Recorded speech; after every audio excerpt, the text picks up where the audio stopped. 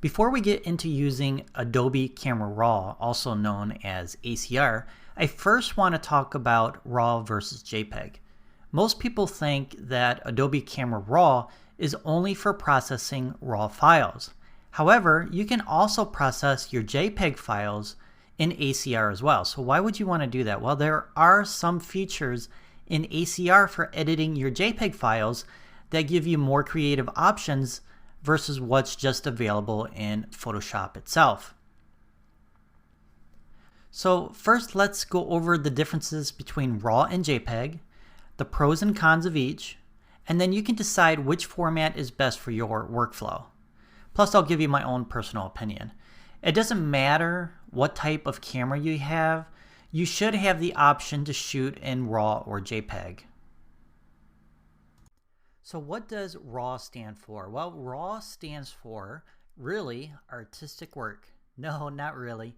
Even though camera companies often refer to them as RAW files, RAW really doesn't stand for anything like JPEG does. JPEG stands for Joint Photographic Experts Group, which is the name of the organization that agreed to that standard.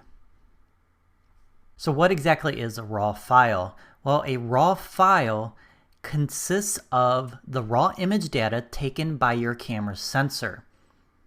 It also captures the information about the camera raw settings and the processing parameters set at the time the file was recorded. That being said, there is no difference between a JPEG file and a RAW file at the time of capture. Not until it goes through your camera's processor does it actually affect the file. So let's take a closer look at this. If you're shooting in RAW, your camera's sensor will capture the information, send it through your camera's processor, and at the same time, it will save that data information that includes your white balance, your color space, your bit depth, your exposure, and other basic info about your image in the metadata of your file. Now let's compare that to a JPEG file. There's really no difference between a RAW and JPEG file until it goes through your camera's processor and saved to your memory card. So when shooting in JPEG, your camera sensor will capture the exact same information as it does a RAW file. The difference is when it goes through the processor of your camera, it will take all that data information, your white balance, your color space, JPEG parameters, bit depth, exposure, everything else into consideration, and it's going to compress it and combine all those things into your file. So your camera's processor is actually editing your photo in camera before saving it to the memory card. So what does all this mean? It simply means that your RAW file is storing all the information and allowing you the ability to edit your image based on more information. A JPEG file cannot store the same information processed by RAW files.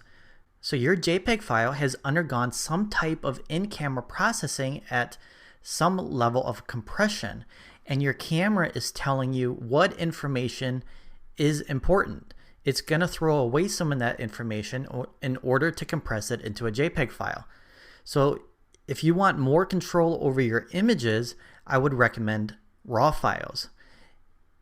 If you're confident about your ability to capture the proper exposure, white balance, and everything else about the photo that you're taking, then you can save it in JPEG file. But just remember, you have fewer data information about that file in case you need to go back and to adjust it. So if your exposure is off or if the white balance is off, it's going to be harder to color correct that image. Now, unlike JPEG files, RAW files require a post-processing software in order to edit the file. Most camera makers, Canon, Nikon, and some of the others, provide their own software for editing photos based on their file format.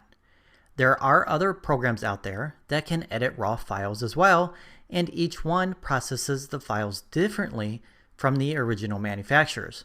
The two most popular are Adobe Lightroom and Adobe Camera Raw, which is also known as ACR, and it's part of Photoshop.